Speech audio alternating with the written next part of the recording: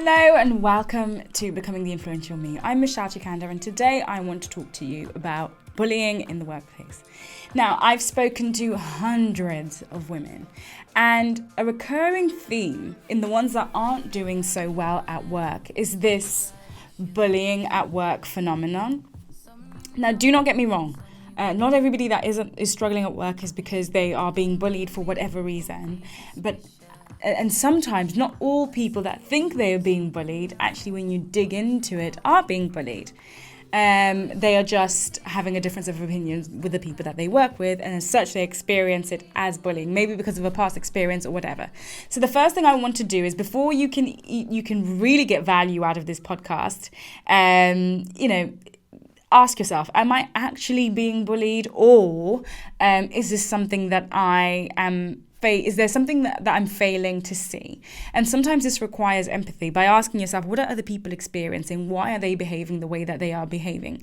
And also getting the opinions of others around the situation will give you a greater understanding and some more context. But let's go into it. If you ever find yourself in a situation where you feel as though you were being bullied and or somebody is gaslighting you, then let's talk about it. So let's start with the bullying piece, because I feel like I hear this more than I hear the gaslighting piece. But sometimes I do hear the gaslighting piece as well, which is why I'm going to talk about it a little bit later on. Gaslighting is when somebody says something, or is passive aggressive, or says something, and then when you ask them about what they said, they pretend they never said it. So we're going to cover that. But let's talk about bullying. Michelle, how do I deal with a situation at work where I feel like I am being bullied for whatever reason? There's so many different reasons why that could be the case, so we won't even go into that. But what I do want to talk about, how do I deal with a situation at work where I feel like I am facing harassment, bullying, or anything of the sort? Okay, so here's my thing. The first thing you can do, if possible, is get a second opinion. So asking other people their perspective of what is going on, their experience with people that were in similar situations, and how they were treated, whether they were treated the same as you or differently to you. The reason why I say this is important is to help you understand whether you're being bullied in the first place. Because sometimes when you're emotional about situations, it's difficult to know whether you're just making it up in your head, and it's tough, or whether it's actually really legit, genuine bullying. Also, ask other people, your friends, what they think about some of the things that have been happening. And ask them to be objective, because sometimes we want to hear people say, yeah, you're so right. But actually ask your friends to tell you the honest truth based on their experience of you as well. Just putting it out there. Okay. So if you feel as though you are being bullied, what are some of the things and what are some of the steps you can take in order to navigate that? Step number 1. Perspective. Ask yourself, do I want to spend 2,440 hours of my life in a place or in an environment where I don't feel as though I am being valued, and in a place where I don't feel as though I can thrive? If the answer is yes, then you can proceed to the next steps. The reason why I say this is sometimes people lose perspective. You do not have to come to a place of work where you are adding value. You're not a slave. You're adding value. You're helping the business. And if you're not thriving, then you can be somewhere else. It's really straightforward. Why suffer? Okay, if you have a good reason to suffer, and some people do. Some people say, I just want to get to this mark and then I can do this, and this after. Maybe you need to get a training contract, for example, and you just need to grin and bear it up until that point, up until X point. Completely understood. I get that. But once you've gotten clear on your reasons why you're choosing to stay in that environment, let's talk about ways you can help tackle this. I spoke to a lady recently, and she said, I want to stop this culture because there are people that will come after me, and it's important that this doesn't happen to anybody else. And I said, I love the fact that you want to be a hero. But there's a difference between being a hero and being a martyr. And one thing you need to understand is business moves on so quickly. A lot of the time, once you are gone, you're gone. And so is it really worth you being a martyr for this cause? Are you really willing to lose your your sanity, your livelihood in order to help people that you don't know that will come after you? And also the people that are doing the bullying might have left as well. It's not so straightforward. So just think about why you're doing what you're doing and why you want to stay and why you are going through what you're going through. Okay, let's just say there's no other way. You have to stay here. So let's talk about that. What is the number one thing I would say? The number one thing I would say is how do I put this? Set boundaries is probably the first way. So step number one, set boundaries. What do I mean by this? I think it's important when somebody's experiencing an environment where they're being bullied for them to set boundaries. Set boundaries around who you are, what it is that you need in order to thrive, and focus on that. So for example, in situations where somebody maybe says to you, you need to do all of this work because nobody else is going to do it, and it's the worst bunch of the pile, it's other people's responsibility.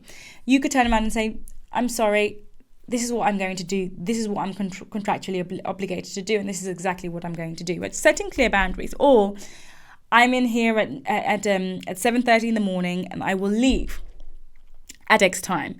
It's just setting clear boundaries and letting people know that you will not budge when it comes to those boundaries. Because what that allows you to do is it allows you to regain some of the control around the work that you are doing. And this will allow you to then be able to navigate the things that follow on from that. So number one is set boundaries. Do not allow people to enter into your emotional space. You are at work to deliver value. You are not at work to experience negative emotions. So whenever you start to experience negative emotions, this is when you begin to do what is step number two. Step number two is, you ask yourself, why is this person behaving in this way that's making me feel emotional? It's usually because they are doing something that you feel is unjust. So here's what happens. I always recommend one thing. Perspective again, but this is step number two. Step number two is understand and coach the other person how to treat you. So here's how I do it. If somebody's behaving badly and I'm around, so if somebody's saying, Michelle, you need to do this, and they're clicking their fingers at me. It's never happened, but I'm just giving an example. Clicking their fingers at me. I would simply say, so our goal, Mr. Clicky Fingers or Miss Clicky Fingers, our goal is to finish this project on time, right? And in order for us to do that, I think it's really important that we treat each other with a certain level of respect. And for me, this is not respect. Do you understand it differently? And let's talk about that with our goal at the center. Because sometimes people forget why they're at work, right? And sometimes people forget that they have a common goal. So it's always important to anchor your difference of opinions, different ways of treating each other around the goal. So you say, so this is our goal. You and me, we have one goal, right? So there's a point of alignment there. And then you say, in order for me to be able to help you to reach that goal and vice versa, we need to establish some norms, right? This is not okay for me. Is there any other way we can do that, right? So in the context of being given too much work, you say, so our goal is to finish this project on time. If you would like the work done to a really high standard, then it's important we have a conversation about the workload that's being given, that's being pushed in my direction, and the need for other people to take this on as well. I can't speak for other people, but I can certainly speak of my performance and my expertise, but in the interest of our common goal. So always phrase things with the perspective of the common goal. Yes? So teach people how to treat you based on the common goal, not based on what's right and what's wrong, whose responsibility, whose isn't. No, based on the common goal. Number 3. This is important. Maybe this should even be number 1, but it's number 3. And that is avoid communicating when you are emotional. Sometimes a situation happens and you're so emotional about it and you want to tell those people about themselves straight away. My number 1 advice is move. Go for a long walk. Go make a cup of tea. Find another day to do it. I always present anything that I feel like is not good news or does not make me feel good at a time where I've just had exercise, I'm feeling, pumped up and energetically wired, and then I can have that conversation. Let me tell you a little story. I once had a gaslighting manager who basically had told me that the most important thing to me is my holidays.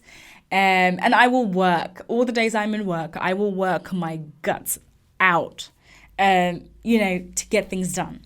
But all I ask is my holidays are protected. And this gaslighting manager said to me, well, no, you completely imagined that. I never said your holidays, this X holiday would be protected. And I never said this and this and this about your holiday.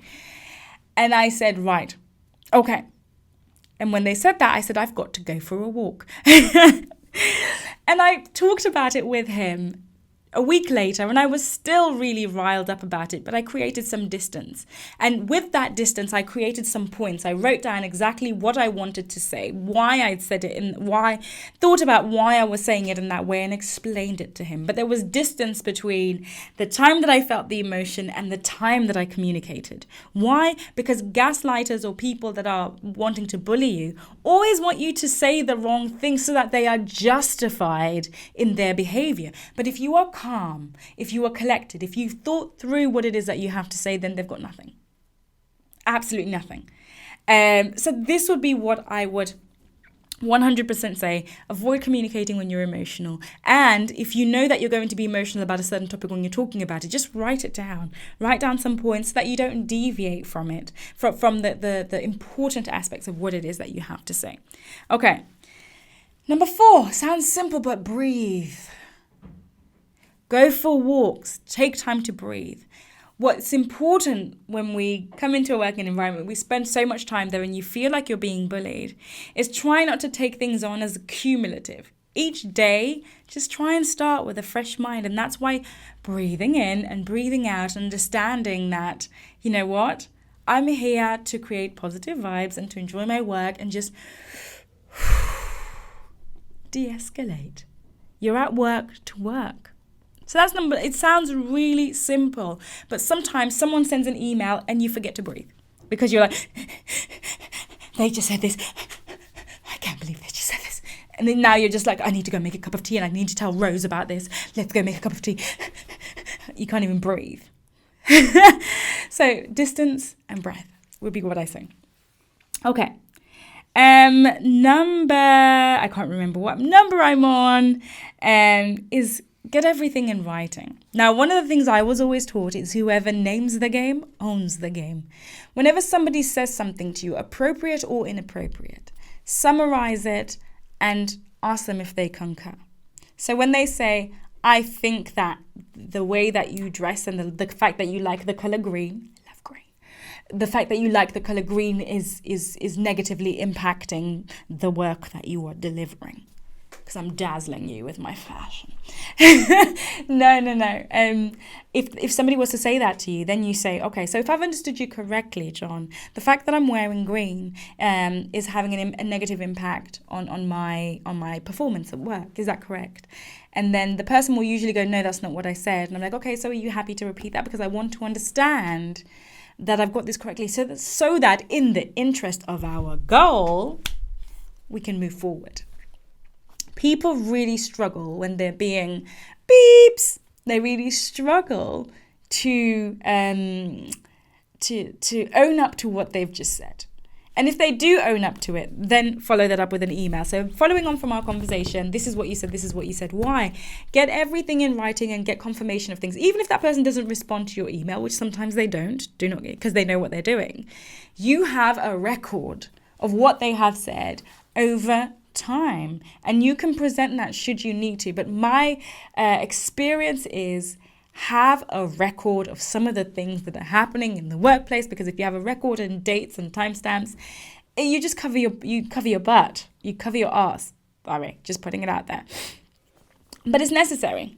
And then this brings me on to one of my final points, and that is simply, is it the final point?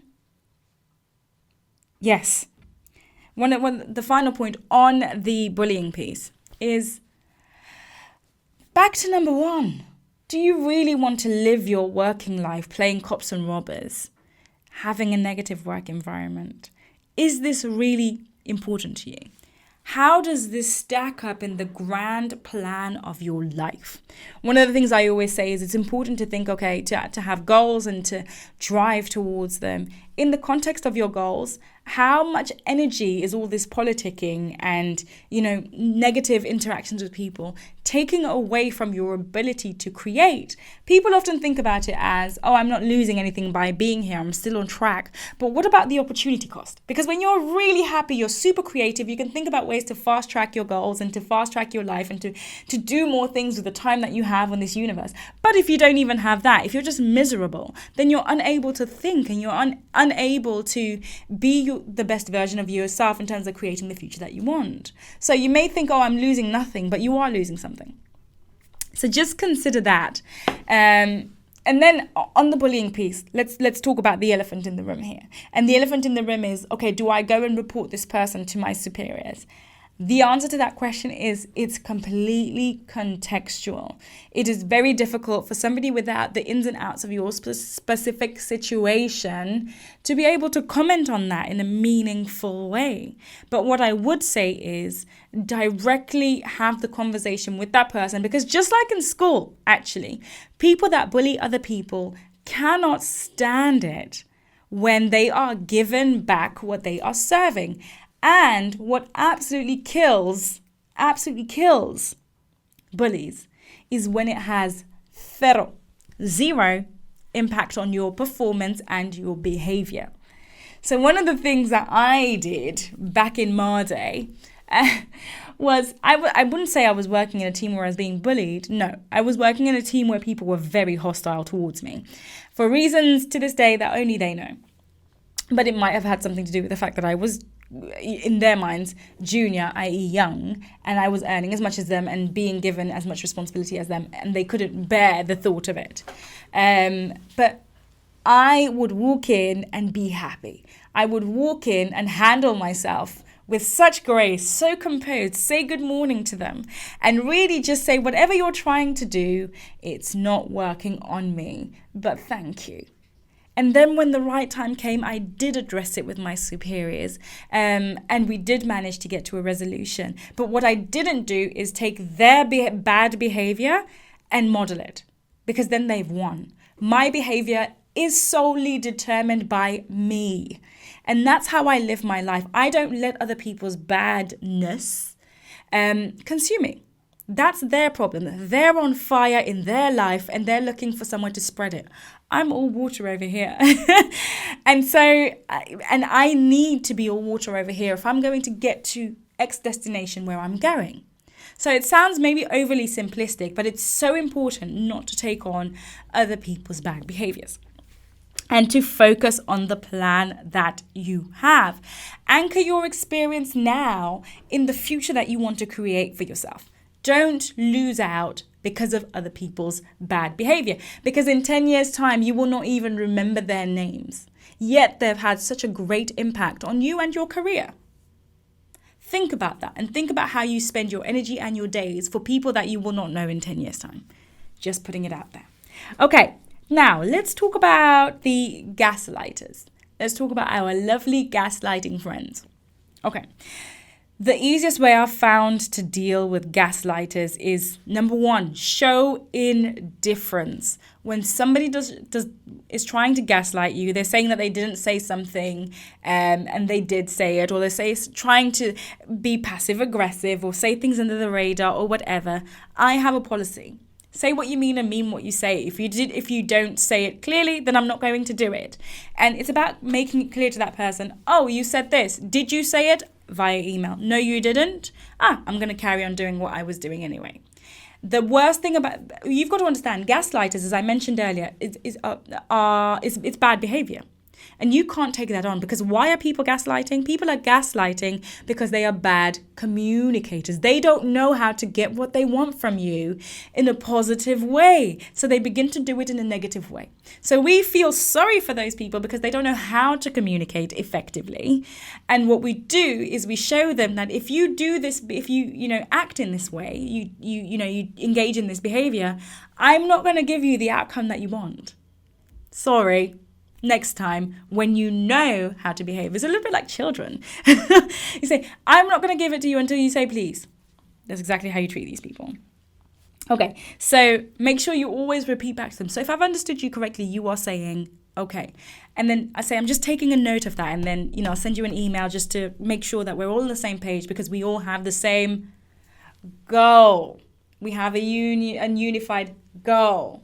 Okay, so always hide behind the goal. Hide behind the goal. Okay.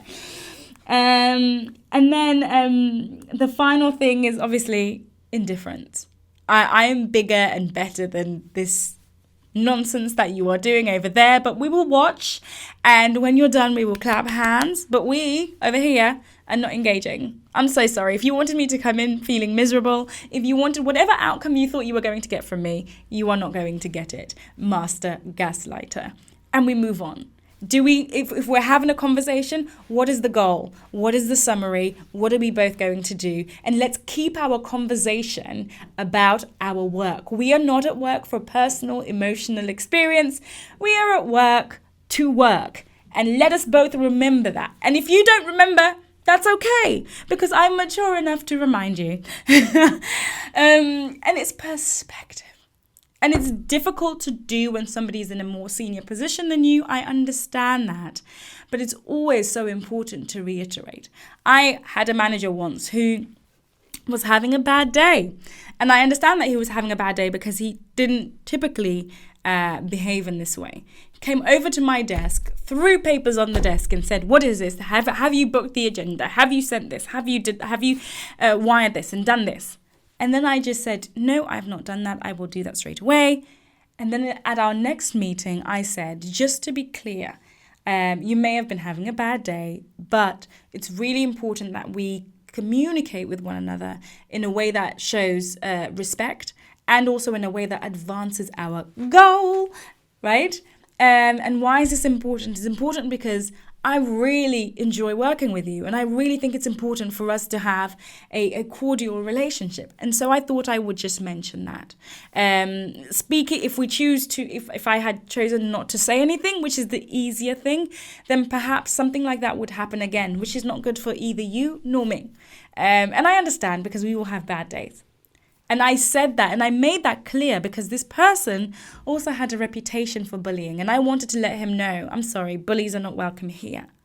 And so what he did with other people was their business. But with me, I was like, from the beginning, let's be clear that we have a common goal. We're working towards that. This is not about emotionally, engaging with one another. Okay, so that's just one example, and it's not easy, but setting those boundaries at the beginning and also even when you're in the middle will serve you in good stead. So I highly recommend it. So this would be my advice if you are experiencing bullying or somebody that is gaslighting you. I can go into so much more depth on this, but I won't. Because also there's so many different scenarios and so many different experiences. So I thought I would keep it as general as possible. And if you have any more specific questions, do email me, michelle@theinfluentialme.com. Do subscribe if you haven't already. Send me comments. I love hearing from you. You guys give me so much life. And, I really, really want to use the experience that I have and the privileges that I encounter working with the people that I work with to help you. So please help me help you. And until next time,